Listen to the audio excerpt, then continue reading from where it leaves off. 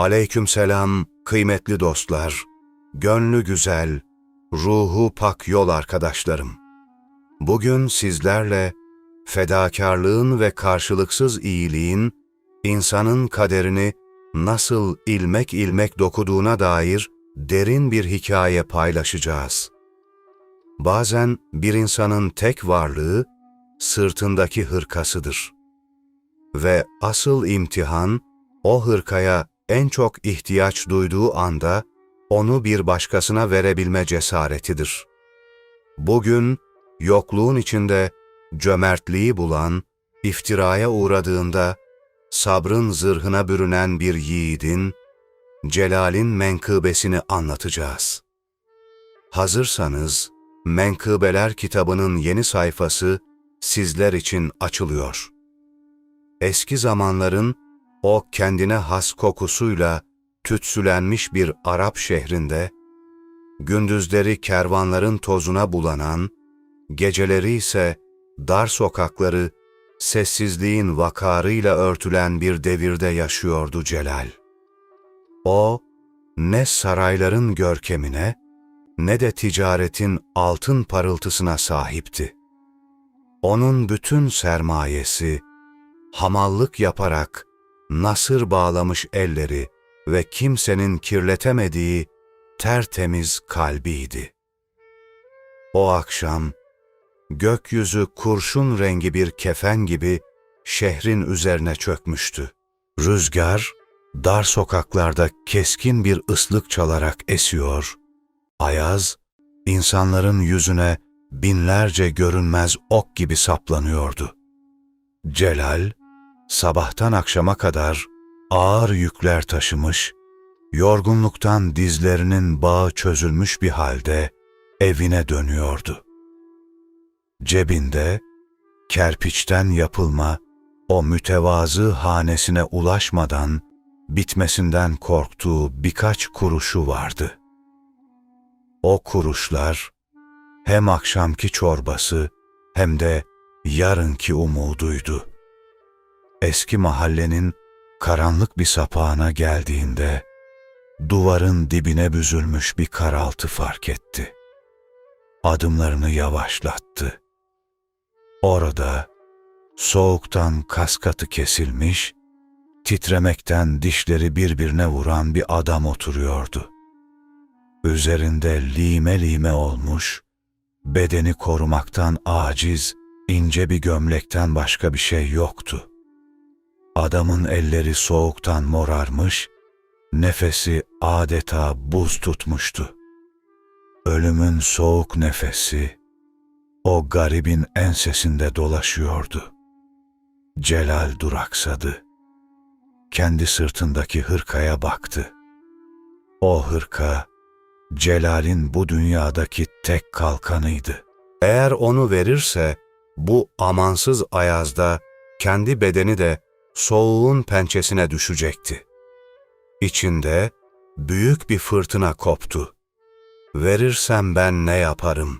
dedi nefsi. Ama kalbi, o garibin çaresiz bakışlarına dayanamadı. Merhamet, her türlü korkuyu bir anda eritti. Celal, hiçbir şey söylemeden sırtındaki hırkayı çıkardı. Kendi yoksulluğuna, kendi ihtiyacına bakmadan, hırkayı o titreyen adamın omuzlarına bıraktı. Sesi titreyerek ama içinde bir cennet sıcaklığıyla fısıldadı. "Al bunu hemşehrim, örtün. Zira rızkı veren de, kulu koruyan da yalnızca Allah'tır." O meçhul adam başını kaldırıp Celal'e baktı. Gözlerinde sıradan bir dilencinin değil, sanki kainatın sırrını taşıyan birinin derin ve gizemli bakışı vardı. Anlaşılmaz birkaç kelime fısıldadı ve karanlığın içinde bir gölge gibi kaybolup gitti. Celal'in kemiklerine kadar işleyen bir soğuk hissetmesi gerekiyordu. Ama o an kalbinde daha önce hiç tatmadığı bir hararet, bir huzur hissetti. O küçük fedakarlığın, hayatının bütün kilitlerini açacak o büyük anahtar olduğundan henüz habersizdi. Celal, sırtında hırkası olmadan, sadece ince bir gömlekle gecenin ayazına karşı yürümeye devam etti. Rüzgar, bir kırbaç gibi çıplak tenine vuruyor, soğuk iliklerine kadar işliyordu. Ancak garip bir şey vardı. Vücudu titredikçe kalbi ısınıyordu. Sanki o hırkayı garibin omzuna koyduğunda, görünmez bir elde Celal'in ruhunu merhamet kumaşıyla sarmalamıştı. Yıkık dökük mahallenin çamurlu yollarından geçerek tek odalı, kerpiçten evine ulaştı. Kapıyı açtığında içerisi dışarıdan halliceydi. Pencerenin çatlaklarından sızan rüzgar, odanın ortasındaki cılız kandilin alevini bir sağa, bir sola yatırıyordu. Celal, ocağın başında kalan son birkaç odun parçasını tutuşturdu. Bir kase, sıcak suyun içine doğradığı bayat ekmekleri kaşıklarken, aklında hala o hırkayı verdiği adamın bakışları vardı. "Rabbim," dedi sessizce, "ben sadece emanetini sahibine ulaştırdım. Sen bu kulunu darda koymazsın." O gece, soğuktan dolayı battaniyesine iyice sarılmasına rağmen, hayatının en huzurlu uykusuna daldı. Rüyasında uçsuz bucaksız bir bahçedeydi. Her yer amber kokulu çiçeklerle bezeliydi ve bir ses ona fısıldıyordu. "Verdiğin aslında senin olandır." Ertesi sabah, güneş daha yüzünü göstermeden uyandı Celal. Vücudu biraz kırgındı. Hırkasız geçirdiği gece onu hırpalamıştı. Ama rızık peşinde koşmak boynunun borcuydu. Şehrin büyük çarşısına doğru yola koyuldu. Çarşı esnafı dükkanlarını açıyor, kervanlar yavaş yavaş şehre giriş yapıyordu. Celal, hamallar kahvesinin önünde beklemeye başladı. Sırtındaki ipi ve semeriyle gün boyu taşıyacağı ağır yüklerin hayalini kuruyordu. Ancak o gün işler beklediği gibi gitmedi. Diğer hamallar, kalın paltoları ve zinde vücutlarıyla hemen iş bulurken, Celal'in hırkasız ve bitkin hali, iş sahiplerinin dikkatinden kaçmıyordu. Birkaç tüccar ona bakıp, "Bu zayıf adam bu yükü kaldıramaz," diyerek geçip gittiler. Öğle vakti yaklaştığında, Celal hala bir tek kuruş bile kazanamamıştı. Karnı guruldamaya, umudu ise yavaş yavaş sönmeye başlamıştı. Tam o sırada, çarşının en nüfuzlu ve sert mizacıyla tanınan tüccar Haşim Ağa, yanında yardımcısıyla belirdi. Haşim Ağa'nın gözleri kalabalığı süzdü ve en sonunda bir köşede sessizce bekleyen Celal'in üzerinde durdu. Ağanın elinde, içinde ne olduğu belli olmayan ağır, kilitli bir sandık vardı. Herkes bu sandığı taşımak için öne atıldı. Zira Haşim Ağa'nın bahşişi bol olurdu. Haşim Ağa, diğer heybetli hamallara değil, omuzları soğuktan büzülmüş Celal'e doğru yürüdü. Kaşlarını çatarak sordu. "Bu soğukta hırkan nerede evlat? Yoksa yoksulluğun seni çıplak mı bıraktı?" Celal, başını yere eğerek mahcubiyetle cevap verdi. "Yoksulluk değil ağam, ihtiyaç sahibi bir dostla karşılaştık. emaneti ona devrettik. Haşim Ağa, bu cevabı bekliyormuş gibi hafifçe gülümsedi ama bu gülümseme içinde hem merak hem de gizli bir plan taşıyordu. Sandığı Celal'e doğru uzattı. O vakit gel bakalım. Bu sandık senin imtihanındır. Eğer bunu akşama kadar sağ salim kimseye dokundurtmadan konağıma ulaştırırsan, sana bir değil 10 hırka parası vereceğim. Ama sakın unutma, bu sandığın içindeki bir adamın hayatı kadar kıymetlidir. Celal, sandığı sırtına aldığında ağırlığıyla yere mıhlanacak gibi oldu. Bu sadece altın ya da gümüş ağırlığı değildi. Sanki sandığın içinde görünmez bir sır, ağır bir yük vardı. Celal, sırtındaki kilitli sandıkla çarşının kalabalığından sıyrılıp konağa giden yokuşa doğrulduğunda güneş tam tepedeydi. Sabahın o dondurucu ayazı gitmiş, yerini cılız ama yakıcı bir öğle sıcağına bırakmıştı. Sırtındaki yük her adımda daha da ağırlaşıyor. Sandığın köşeleri, hırkasız kalan omuzlarına bir bıçak gibi saplanıyordu. Alnından süzülen ter damlaları gözlerini yakıyor, tozlu yollar ayaklarını geri geri çekiyordu. Yolun yarısında ulu bir çınarın gölgesinde soluklanmak için durdu. Sandığı yere bıraktığında çıkan tok ses, içindeki şeyin nedenli yoğun olduğunu ele veriyordu.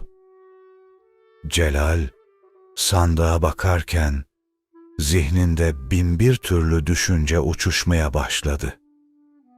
Acaba içinde ne var diye geçirdi içinden. Altın külçeleri mi? Paha biçilemez mücevherler mi? Yoksa bir insanın ömrü boyunca çalışsa da sahip olamayacağı bilgiler mi? O an, Haşim Ağa'nın bu bir adamın hayatı kadar kıymetlidir sözü kulaklarında yankılandı. Karnı açtı, cebinde akşam için bir lokma ekmek alacak parası bile kalmamıştı.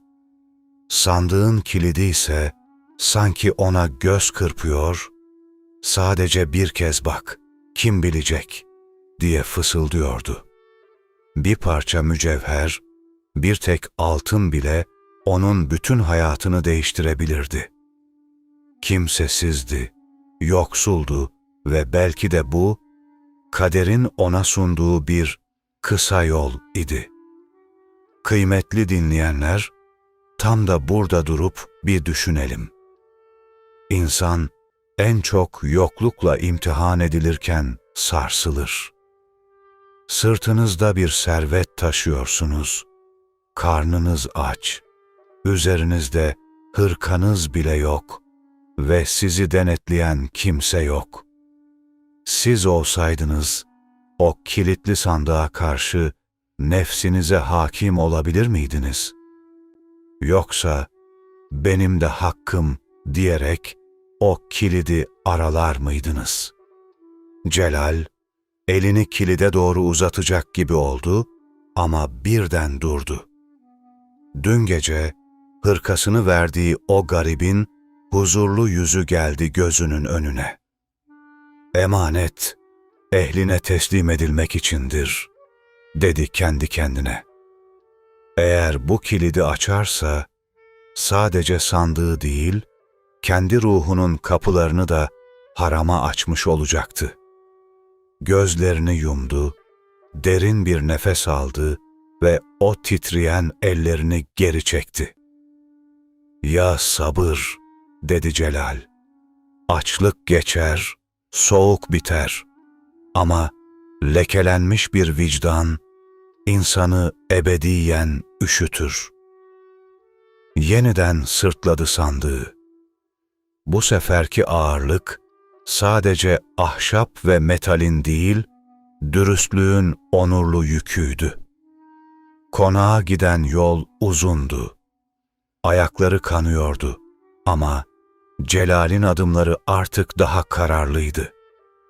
Şeytanın fısıltısını gönlündeki zikirle susturmuştu. Konağın büyük demir kapısı göründüğünde Celal'in dermanı bitmek üzereydi. Kapıdaki görevlilere Haşim Ağa'nın emanetini getirdiğini söylediğinde onu bekleyenlerin sadece kapıcılar olmadığını fark etti. Bahçede bir hareketlilik vardı ve sanki bu sandığın gelişi koca bir şehrin kaderini etkileyecekmiş gibi bir hava hakimdir. Konağın devasa demir kapıları ağır ağır gıcırdayarak açıldığında, Celal kendini bambaşka bir dünyanın eşiğinde buldu. İçerideki hava, dışarıdaki tozlu ve yoksul sokaklardan çok farklıydı. Gül suyu ve öd ağacı kokusu genzini okşuyor, fıskiyeli havuzdan gelen su sesi ruhuna bir nebze olsun sükûnet veriyordu. Ancak Celal'in bu güzellikleri seyredecek dermanı kalmamıştı.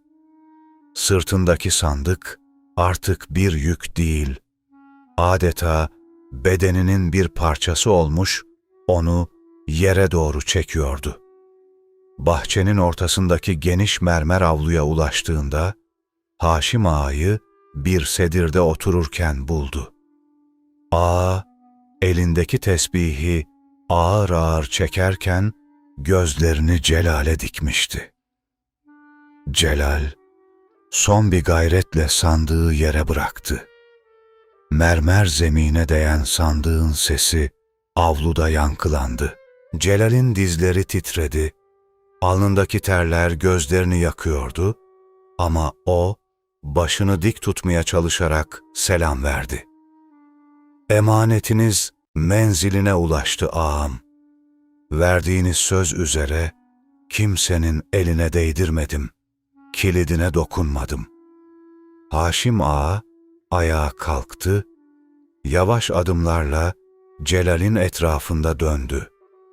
Gözleri Celal'in hırkasız, titreyen omuzlarında ve kanayan ayaklarında gezindi. Sonra birden yüzündeki o sert ifade daha da derinleşti. "Bak hele şu hamala," dedi gür bir sesle. Üstünde hırkası yok, ayağında çarığı parçalanmış, açlıktan rengi solmuş. Ama sırtında koca bir servet taşıyor. "Söyle bana ey hamal, yol boyunca hiç mi nefsin seni dürtmedi?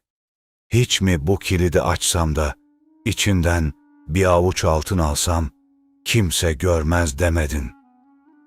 Celal, yorgunluktan kısılmış sesiyle ama büyük bir vakarla cevap verdi. "Ağam, nefis fısıldar elbet. İnsanız, çiğ süt emmişiz. Lakin dün gece soğukta titreyen o garibe hırkamı verirken kalbimde bir sıcaklık duydum. O sıcaklık bana dedi ki, dünya malı için ahiretini yakma. Ben o sandığı sadece sırtımda değil, şerefimle de taşıdım. Açsaydım, yüküm hafiflerdi belki. Ama vicdanım ağırlaşırdı. Ben hafif bir vicdanla ölmeyi, ağır bir heybeyle yaşamaya tercih ederim."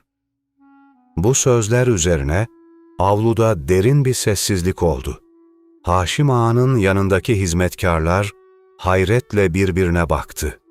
Ağa, elindeki tesbihi cebine koydu ve sandığa doğru bir adım attı. Belinden ağır, gümüş bir anahtar çıkardı. Kilide yerleştirip çevirdiğinde, Celal merakına yenik düşmemek için gözlerini yere indirdi.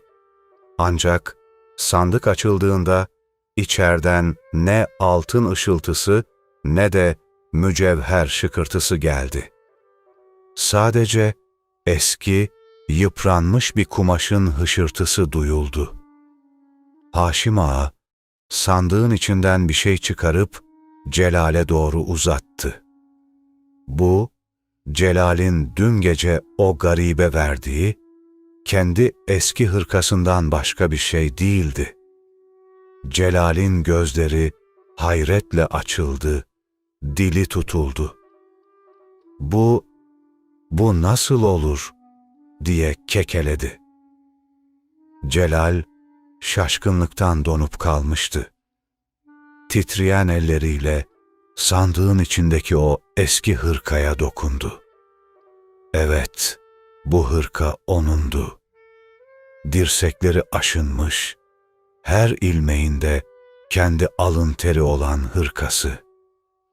Dün gece karanlık sokakta o garibin omuzlarına bıraktığı emanet, şimdi bir servet gibi kilitli bir sandıktan çıkıyordu. Ancak zihni hala o ağır sorunun pençesindeydi. "Ağam," dedi Celal. Sesi bir fısıltı gibi çıktı. "Bu hırkayı tanırım, bu benimdir. Lakin bu sandık yolu yürürken omuzlarımı çökertti. Bir hırka, bir adamı nasıl bu kadar yorar? İçinde kurşun mu vardı ki adımlarım mühürlendi?" Haşim Ağa, bilgece bir tebessümle Celal'e yaklaştı. Elini sandığın kenarına koydu ve hırkanın altındaki gizli bölmeyi, o ahşap tabanı eliyle hafifçe kaldırdı. Sandığın dibinde, hırkanın altına gizlenmiş dökme kurşun plakalar ve ağır demir külçeler duruyordu. Haşim Ağa, Celal'in gözlerinin içine bakarak konuşmaya başladı. "Doğru dersin evlat, bir hırka insanı yormaz. Lakin ben senin sadece dürüstlüğünü değil, sabrını ve sadakatini de ölçmek istedim.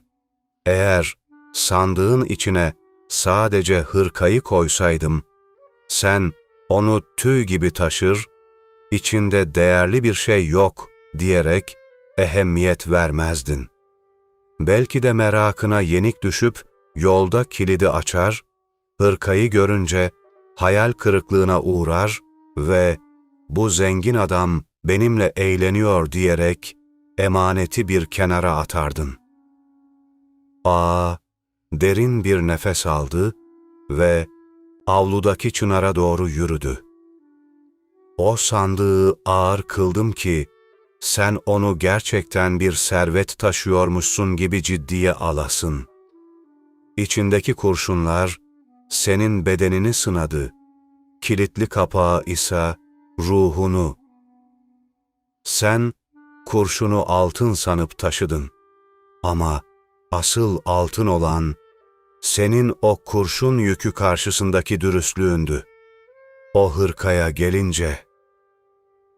Haşim Ağa elini çırptı. Avlunun diğer tarafındaki gölgeliğin altından dün gece Celal'in hırkasını verdiği o meçhul adam çıktı. Ama bu sefer üzerinde yırtık gömlek yoktu. Temiz, vakur bir kıyafet içindeydi. Bu adam, Haşim Ağa'nın kardeşi ve güvendiği sağ kolu olan Kasım'dı. Celal, şaşkınlıktan bir adım geri gitti. Haşim Ağa devam etti. "Dün gece o sokak başında titreyen adam benim kardeşim Kasım'dı. Şehre yeni gelen hamalları, işçileri deneriz biz. Kimin yüreğinde merhamet var, kimin eli cömerttir bilmek isteriz. Kasım bana gelip, 'Abi, bir hamal gördüm. Sırtındaki son hırkasını bana verdi.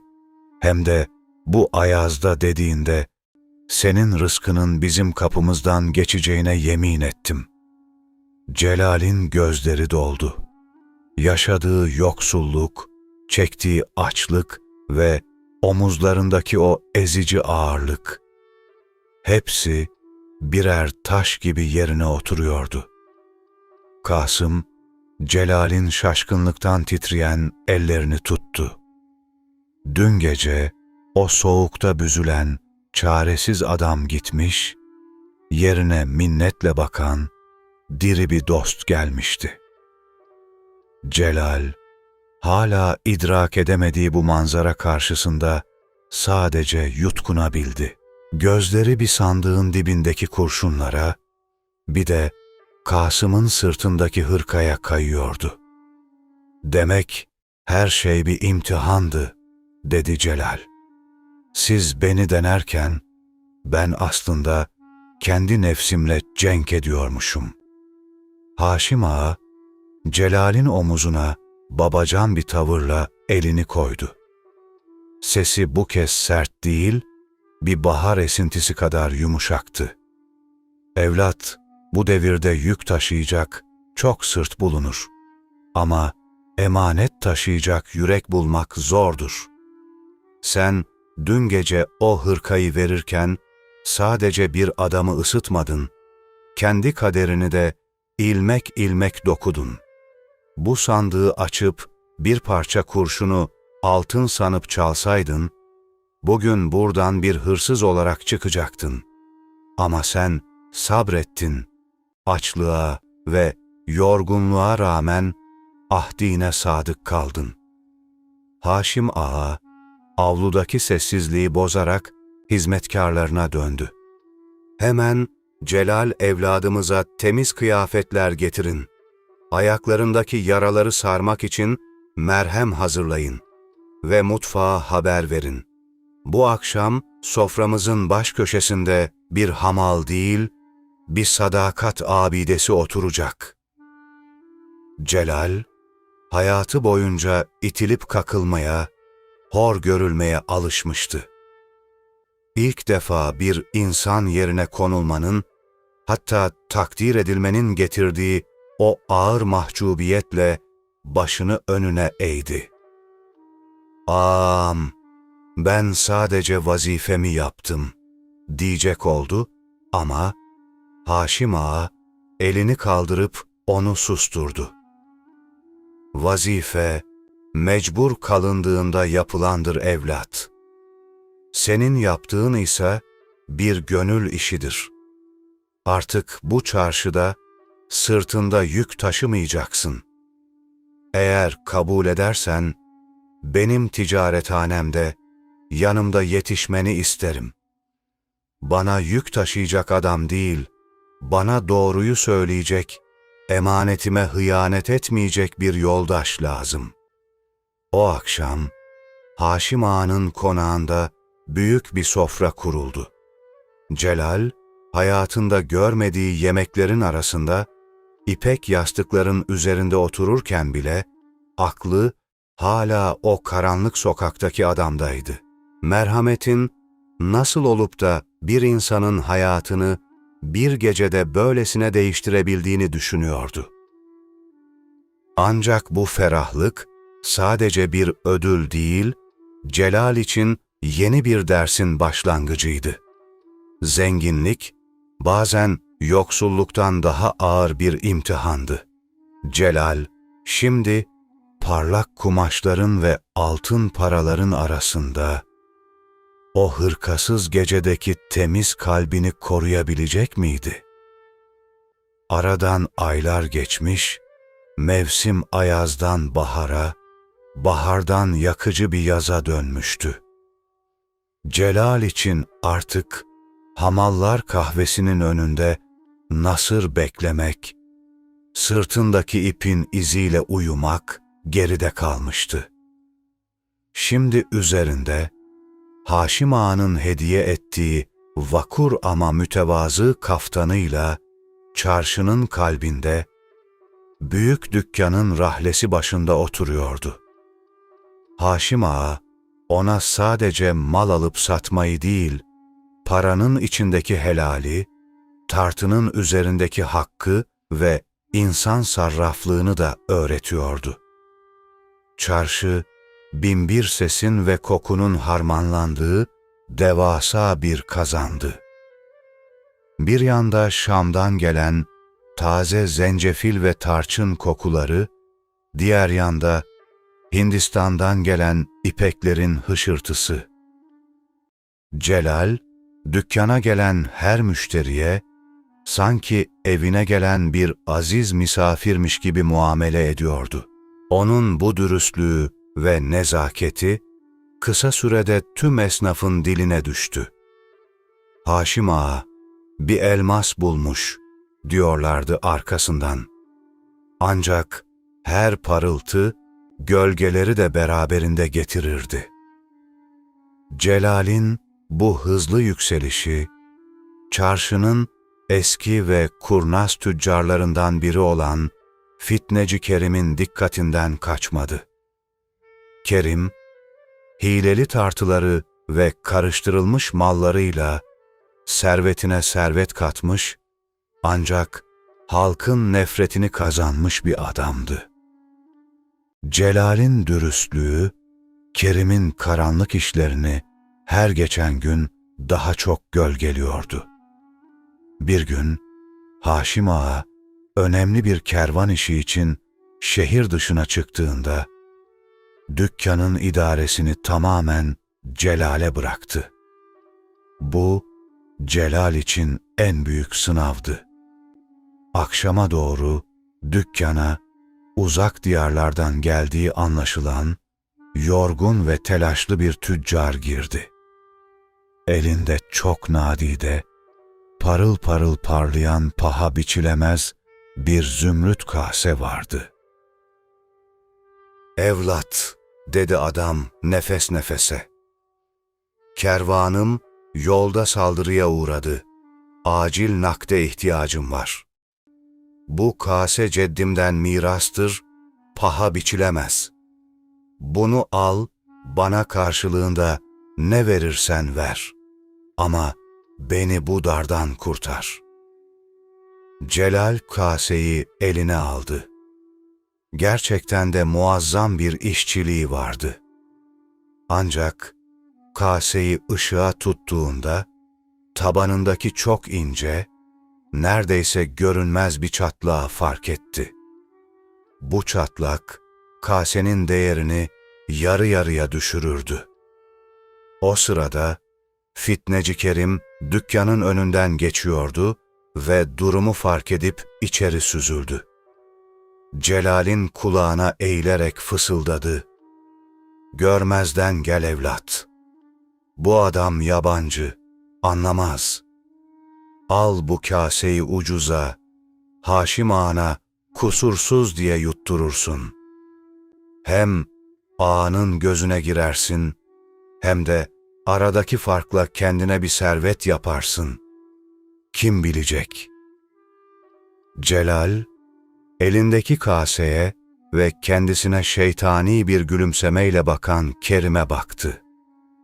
Bir yanda dürüstlükle geçen aylar, diğer yanda tek bir yalanla elde edilecek büyük bir kazanç. Celal, avucunda tuttuğu zümrüt, kasenin soğukluğunu hissederken, Kerim'in zehirli fısıltıları kulaklarında yankılanıyordu. Bir anlık sükût, çarşının uğultusunu bastırdı. Kerim, "Hadi evlat," diye üsteledi. "Bu fırsat bir daha gelmez. Haşim Ağa döndüğünde kasenin kusursuz olduğunu görür, senin ferasetini alkışlar. Aradaki farkla da kendine bayramlık bir kaftan alırsın." Celal başını yavaşça kaldırdı. Gözleri, Kerim'in hırsla parlayan gözlerine değil, karşısında çaresizce bekleyen yorgun tüccarın yüzüne odaklandı. O yüzdeki çizgilerde kendi eski hamallık günlerinin izlerini, alın terinin kutsiyetini gördü. Bir an bile tereddüt etmedi. Kaseyi kadife örtünün üzerine nazikçe bıraktı ve parmağıyla o gizli çatlağı işaret etti. "Beyim," dedi Celal.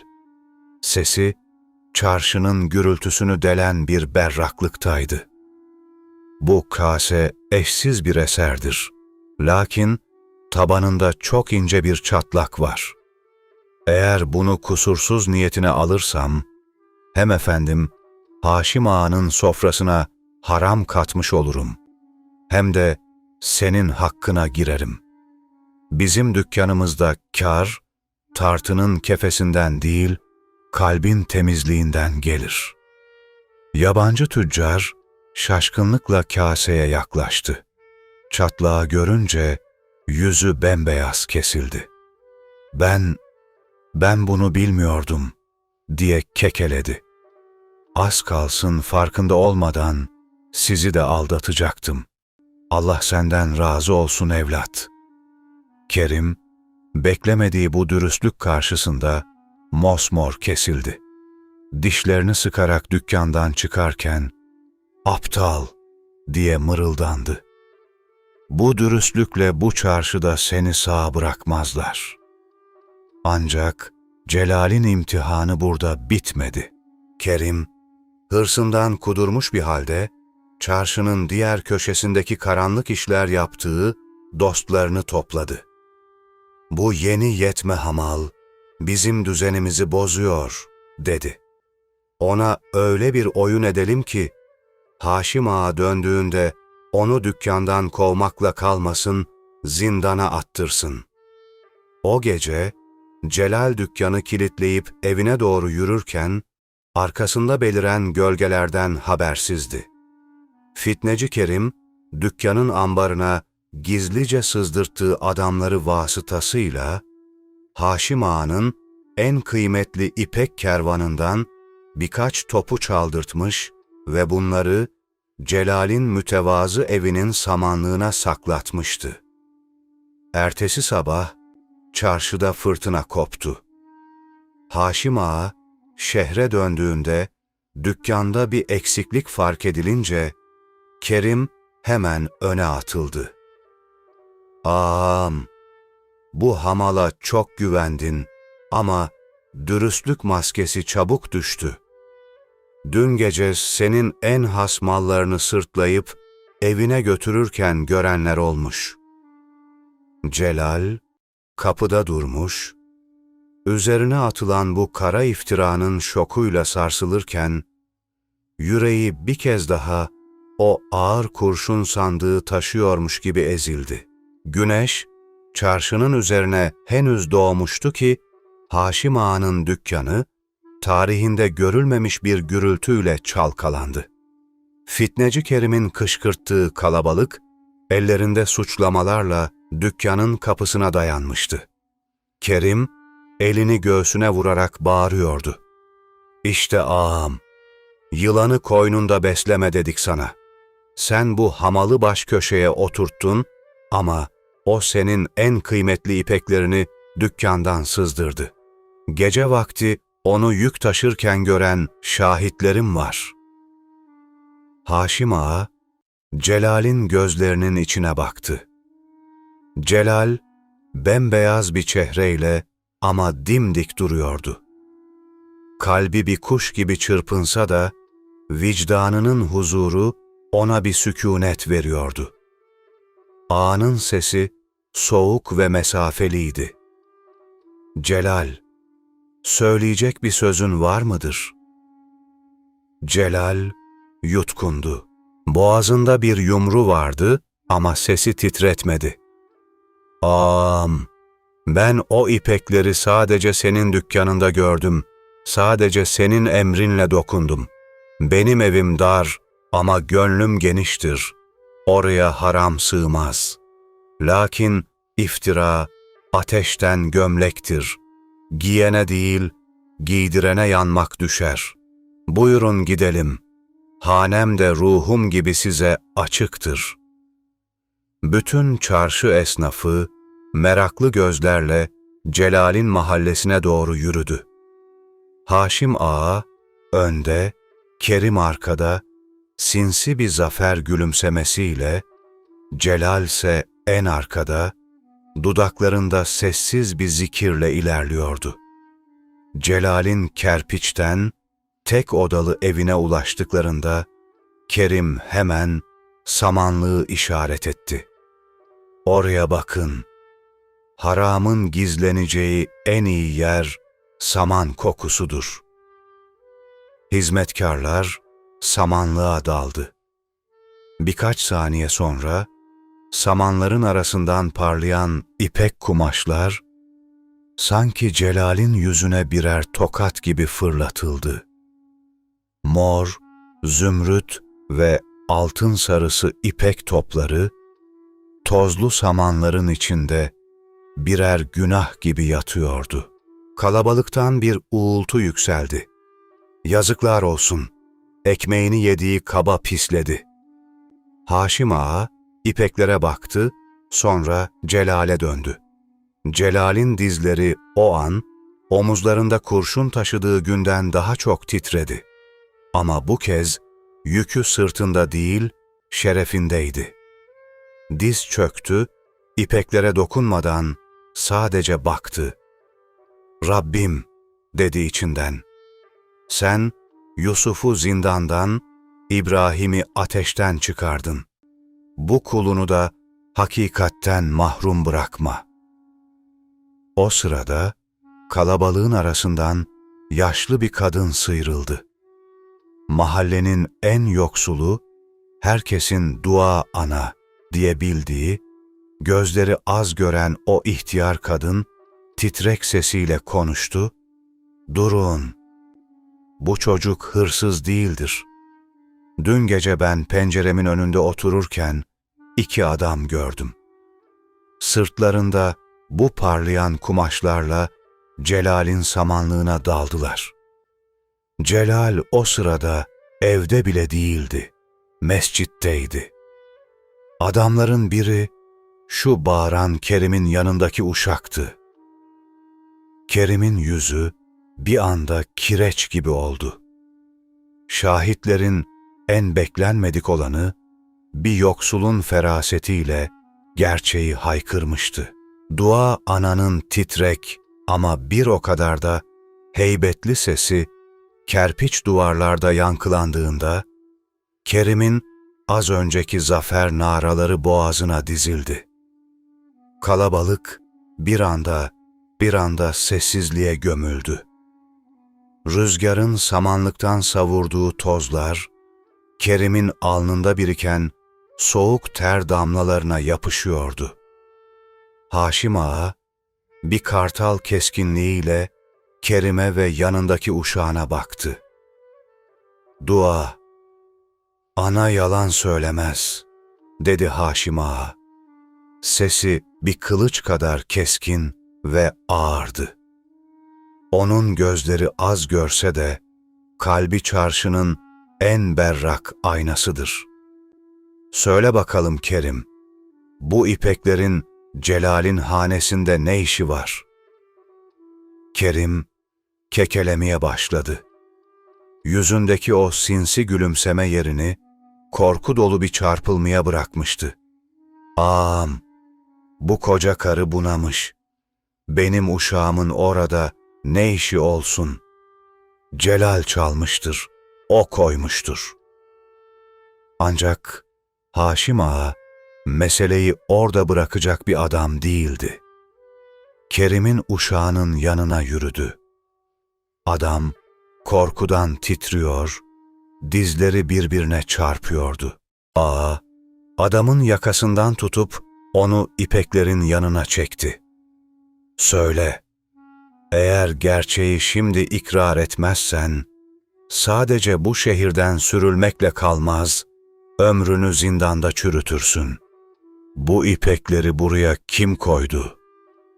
Uşak, efendisi Kerim'in o kötü bakışlarına rağmen daha fazla dayanamadı ve ayaklarına kapandı. "Affet ağam, Kerim Efendi emretti. Celal'in dürüstlüğü bizim ekmeğimize gölge düşürüyor. Onu yok etmemiz lazım," dedi. İpekleri gece yarısı samanlığa biz sakladık. Avluda bir uğultu koptu. Az önce Celal'e hırsız diye haykıranlar, şimdi Kerim'e öfkeyle bakıyordu. İnsan kalbi ne garipti. bir rüzgarla sönüyor, bir rüzgarla alev alıyordu. Ama Celal o an ne öfke duydu ne de intikam hırsıyla doldu. Sadece yere çöktü ve şükür secdesine kapandı. Toprağın kokusunu içine çekerken alnına değen o serinlik ruhundaki bütün yaraları iyileştiriyordu. Haşim Ağa, Kerim'e dönerek parmağını şehrin kapısına doğru uzattı. Ne hilal bitti, ne yalanın ne dolanın, pis ahlakınla bu çarşıyı kirlettiğin yetti Kerim. Malına el konulacak, fakir fukaraya dağıtılacak. Sen ise bugün, gün batmadan bu şehri terk edeceksin. Senin gibi bir müfsidin nefesi, bu dürüst insanların havasını bozmasın. Kerim, başı önde, utanç ve hüsran içinde kalabalığın arasından sıyrılıp kaçarken, Haşim Ağa, Celal'in yanına geldi ve onu omuzlarından tutup ayağa kaldırdı. Kalabalığın önünde yüksek bir sesle ilan etti. Gördünüz mü dostlar? İftira çamurdur ama cevher çamura düşmekle değerinden bir şey kaybetmez. Celal evladım sadece dürüstlüğünü değil, sabrını da ispat etti. Artık o benim sadece çırağım değil, bu çarşıdaki en güvendiğim ortağımdır. Celal'in yoksul evi o gün bayram yerine döndü. Ancak Celal biliyordu ki, asıl zenginlik samanlıktaki ipeklerde değil, o ipekleri oraya koyan eli affedebilecek kadar büyük bir gönle sahip olmaktaydı. Yıllar bir nehrin sessizce akıp gitmesi gibi geçti. Celal için artık Hamal Celal lakabı, geçmişin tozlu sayfalarında kalmış tatlı bir hatıraydı. Şimdi çarşının Celal Efendisi olarak anılıyor, dürüstlüğüyle nam salmış bir tüccar olarak tanınıyordu. Haşim Ağa'nın vefatından sonra vasiyet üzerine işlerin başına o geçmiş, sadakatiyle ocağı tütmeye devam ettirmişti. Lakin Celal, ipek kaftanlar giyse de, ayağında gümüş tokalı çarıklar olsa da, o eski kerpiç evini asla yıkmamış, her cuma gecesi gidip orada bir kandil yakmayı adet edinmişti. Bir sabah, dükkanının önünde kervan hazırlıkları sürerken, kapının önünde yırtık pırtık giysiler içinde, beli bükülmüş yaşlı bir adam belirdi. Adamın elleri titriyor, gözlerinde ise derin bir hicap okunuyordu. Celal Efendi, elindeki hesap defterini bir kenara bırakıp hemen ayağa kalktı. Yanındaki kalfalar şaşkındı. Koca tüccar, bir dilenci kılıklı adam için neden bu kadar telaşlanmıştı? Celal, yaşlı adamın yanına gidip ellerini tuttu. "Hoş geldin amca, gel buyur. Soframızda bir kişilik yer her zaman vardır," dedi. Yaşlı adam başını kaldıramıyordu. "Efendim," dedi kısık bir sesle, "ben bu çarşının eski hamallarından biriyim. Artık dizlerimde derman kalmadı. Evde bekleyen yetim torunlarım var. Birkaç kuruş için değil, bana sadece yapabileceğim küçük bir iş verin diye geldim. Kimse bu eski toprakla çalışmak istemiyor." Celal'in boğazına bir yumru oturdu. Gözünün önüne, yıllar önce sırtındaki son hırkayı verdiği o dondurucu gece geldi. O gün o hırkayı vermeseydi, bugün bu mevkide olmayacağını çok iyi biliyordu. İçindeki merhamet pınarı yeniden coştu. Adamı içeriye, baş köşeye oturtturdu. "Bak amca," dedi Celal nazikçe. "Bu dükkanın en önemli işi sadece mal satmak değildir. Bu dükkanın en önemli işi emaneti korumaktır. Sen artık benim kervanlarımın emanet nazırısın. Hiçbir ağır yük taşımayacaksın. Sadece mallar yüklenirken başında duracak, helal ile haramın arasına senin o tecrübeli bakışlarınla bir set çekeceksin." Yaşlı adamın gözlerinden yaşlar süzüldü. İlk kez biri ona, "Senin tecrüben lazım," demişti. Celal Efendi sadece bir adama iş vermiyor, ona onurunu geri iade ediyordu. Günler geçti, bir akşama doğru şehre uzak diyarlardan gelen bir haber ulaştı. Celal Efendi'nin en büyük kervanı çölde büyük bir kum fırtınasına yakalanmış ve bütün mallar zayi olmuştu. Bu, Celal'in servetinin yarısının bir gecede yok olması demekti. Çarşıdaki diğer tüccarlar, "Eyvah! Celal Efendi bu darbeden sonra belini doğrultamaz," diye fısıldaşmaya başladılar. Celal haberi aldığında sadece sustu. Pencereden dışarıya, batan güneşe baktı. Kervanının çölün hırçın kumları altında kaldığı haberi çarşıya düştüğünde, Celal Efendi'nin dükkanının önü bir anda ana baba gününe döndü.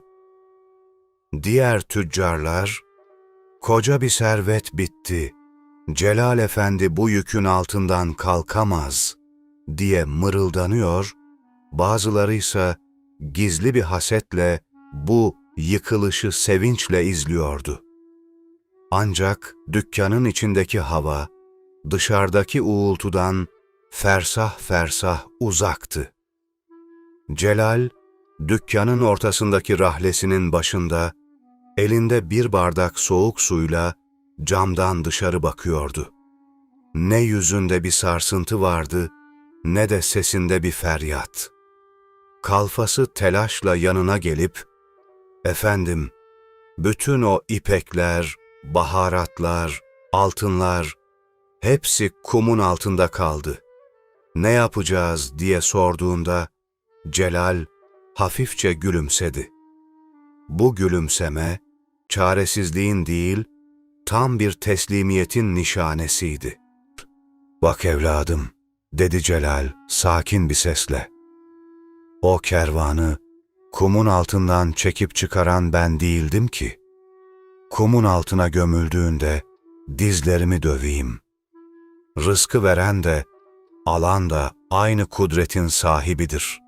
Biz bu dünyaya çıplak geldik, sırtımızda sadece bir hırkayla yola çıktık. Eğer Rabbim benden bu malları aldıysa, belki de kalbimde o mallara karşı bir sevgi yeşermeye başlamıştı da beni ondan korudu. Veren Allah, alan Allah." O gün dükkanını her zamanki saatinde kapattı. Evine dönmek yerine, şehre ilk geldiği yıllarda kaldığı o eski kerpiç eve gitti. Kapının paslı kilidini açtığında, içerisi toz içindeydi ama duvarlar hala merhametin kokusunu taşıyordu. Köşeye oturdu, cebinden çıkardığı son birkaç kuruşu masanın üzerine bıraktı. Yıllar önce o hırkayı verdiği geceyi düşündü. O zaman da hiçbir şeyi yoktu ama huzuru tamdı. Şimdi servetinin yarısı gitmişti ama huzurundan zerre eksilmemişti. Gece yarısına doğru kapısı hafifçe tıklandı. Celal şaşırdı. Bu eski mahallede onu kim arardı? Kapıyı açtığında karşısında, kervan haberi geldiğinde teselli ettiği o yaşlı emanet nazırını gördü. Yaşlı adamın elinde eski, kirli bir deri kese vardı. "Celal Efendi," dedi adam, sesi titreyerek. "Duydum ki kervanın zayi olmuş. Ben yıllarca hamallık yaptım. Biriktirdiğim 3-5 kuruş kefen param vardı. Sen bana iş verdin, onurumu iade ettin.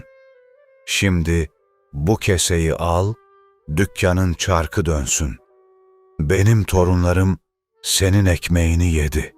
Şimdi sıra bizde."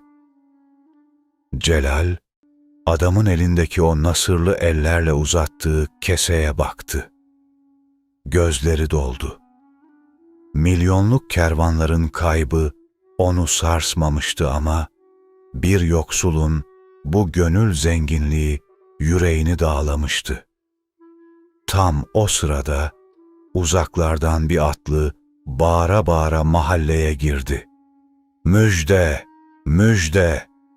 Celal Efendi'nin kervanı bulunmuş." Fırtına dindiğinde kum tepelerinin ardında bir vaha korumuş malları. Kervan yola devam ediyor. Kervanın bulunduğu haberi, çölde kopan o büyük fırtınanın ardından şehre ulaşan en tatlı rüzgar oldu. Çarşı esnafı hayret içindeydi. Kumun yuttuğu bir kervanın tek bir deve zayi olmadan, üstelik vahadaki gizli bir su kaynağını keşfederek geri dönmesi görülmüş iş değildi. İnsanlar bunu Celal Efendi'nin bitmek bilmez sadakalarına yoruyor, kapısının önünden geçerken ona hürmetle selam veriyorlardı. Celal Efendi ise önündeki deri keseyi titreyen elleriyle tutan o yaşlı hamala baktı. Gözlerinde yaşlar birikmişti. Az önce aldığı milyonluk kervan kurtuldu haberi, onu bu fakir adamın kefen param diyerek uzattığı 3-5 kuruşluk kese kadar duygulandırmamıştı. "Bak bey amca," dedi Celal, yaşlı adamın nasırlı ellerini öpüp keseyi geri uzatarak. "Bu kervan bugün şehre girdiyse, senin şu samimiyetin, şu tertemiz gönlün yüzü suyu hürmetine girmiştir. Senin bu kesen, benim çölde kalan bütün develerimden daha ağırdır. Lakin bu parayı alamam. Bu para, senin ve yetimlerinin hakkıdır. Ama senden bir ricam var." Yaşlı adam merakla başını kaldırdı. Celal Efendi devam etti. "Gelen kervandaki malların yarısını hemen kapının önünde fakir fukaraya dağıtacağız. Sen de o kervanın başında duracak, kimin gerçekten ihtiyacı varsa bu rızkı onlara sen ulaştıracaksın. Artık bu dükkanın sadece ortağı değil, vicdanısın." Birkaç gün sonra kervan şehre görkemli bir şekilde girdi. Develerin boynundaki çan sesleri çarşının dar sokaklarında yankılanırken, Celal, kervanın en önünde yürüyen o tozlu ama mağrur kervanbaşını karşıladı. Kervanbaşı, Celal'in önünde eğilerek bir sandık uzattı. Bu, yıllar önce Haşim Ağa'nın Celal'e taşıttığı o ağır sandığa benziyordu. "Efendim," dedi kervanbaşı, "fırtınadan sığındığımız o vahada, eski bir kervansaray kalıntısının altında bu sandığı bulduk. Üzerinde kadim bir mühür ve Haşim Ağa'nın ailesine ait bir işaret var."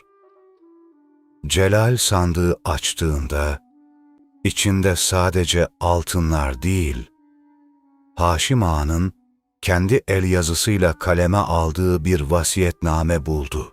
Vasiyetnamede şöyle yazıyordu: "Bu sandık, gerçek sahibini bulana kadar kumun altında saklı kalacaktır. Eğer bir gün dürüstlüğüyle fırtınaları dindiren bir yiğit buraya ulaşırsa, içindekiler onun hakkıdır." Celal Efendi anladı ki, kader, dürüst bir kulu asla sahipsiz bırakmıyordu. Ama asıl mucize sandığın içindeki altınlar değil, Celal'in o gün sırtındaki hırkayı verirken kalbinde yaktığı o sönmez ateşti. Şimdi o ateş, koca bir şehri ısıtan bir merhamet güneşine dönüşmüştü. Celal Efendi, ömrünün son demlerine ulaştığında, ardında sadece koca bir servet değil, dürüstlükle örülmüş bir efsane bıraktı. O gün, kervansaraydan çıkan o son vasiyetnameyi yerine getirmiş, sandıktaki altınları şehrin yoksullarına, yetimlerine ve dul kadınlarına bir bir pay etmişti. Ölüm döşeğinde, başucunda bekleyen talebelerine son kez fısıldadı: "Evlatlarım, sırtınızdaki hırkayı vermek sizi çıplak bırakmaz. Bilakis ruhunuzu ebedi bir zırhla kaplar. Ben bu dünyaya bir hamal olarak geldim, bir emanetçi olarak gidiyorum. Sakın ola, dünya malı için tartınızı bozmayın." Celal Efendi gözlerini yumduğunda tüm çarşı sessizliğe büründü. Cenazesinde sadece zengin tüccarlar değil, yıllarca sırtında yük taşıdığı hamal arkadaşları ve ekmeğini paylaştığı binlerce gariban vardı. O gün herkes şu hakikati ikrar etti: Celal Efendi, hırkasını verdiği o soğuk gecede aslında kendi cennetini satın almıştı. Kıymetli dinleyenler, bu hikaye bizlere gösteriyor ki, dünya bir handır ve bizler bu handa sadece birer yolcuyuz. Heybemizde götüreceğimiz tek şey, bir başkasının kalbine bıraktığımız sıcaklıktır. Celal'in sırtındaki hırka aslında bir metafor, bir simgedir. O hırka bizim egomuzdur. Vazgeçemediğimiz dünya hırslarımızdır. Ne zaman ki o hırkayı bir başkasının omzuna bırakacak kadar yüceliriz, İşte o zaman kaderin kapıları bize sonuna kadar açılır. Unutmayın dostlar, cömertlik, fakirleşmek değil, bereketin kaynağına bağlanmaktır. Ali İmran Suresi 92. ayette geçer ki, sevdiğiniz şeylerden Allah yolunda harcamadıkça iyiliğe eremezsiniz. Her ne harcarsanız Allah onu hakkıyla bilir. Yine Peygamber Efendimiz bir hadisinde şöyle buyurmuştur: Cömert kişi Allah'a yakındır, cennete yakındır, insanlara yakındır, cehennem ateşinden uzaktır. Hikayemizi dua ile bitirmeden önce kanalımıza abone olmayı, bildirimleri açmayı beğenmeyi ve yorumları amin ile süslemeyi unutmayın. Allah'ım, bizleri Celal gibi darda kalmışa el uzatan, varlıkta azmayan, yoklukta isyan etmeyen kullarından eyle. Kalbimize merhamet, rızkımıza helal bereket, ruhumuza dürüstlük nasip eyle. İftiralardan koru, sadakatten ayırma. Bizleri emanetine sahip çıkan ve emaneti ehline teslim edenlerden eyle. Amin. Bir sonraki ibretlik hikayemizde buluşmak üzere Allah'a emanet olun.